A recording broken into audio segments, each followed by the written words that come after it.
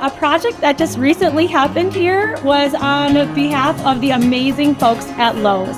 I got a phone call from Beth over at Lowe's saying, hey, we do this community project once a year and somebody nominated Boston School Forest. Are you interested in a community project? And we said, yes, of course. Every year, our company affords all of the stores an allotment of funds in order to participate in a community activity to help out, usually one of our nonprofits. What we'll end up doing is we put it out to our entire staff. We take suggestions from the staff as to what people would like to see or where they think that, our funds would be best spent and our time. I had a couple of people actually in the store suggest the Boston School because they remembered coming here since they live in the community.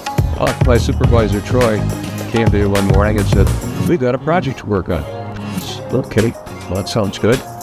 How big and what size and location? So as well, why don't I make a sketch and then we'll have something at hand we can go and visit. Barry is an architect and master tradesman and drew up the plans for both this bus stop and the photo risers that we can see the kids learning from right now. And then 8 people from Lowe's came out on a Wednesday and installed it all for us. All of our associates are given a day of what they call give back time so that we can help support our associates going out and giving to the community. It just shows, we want Lowe's to be a part of the community.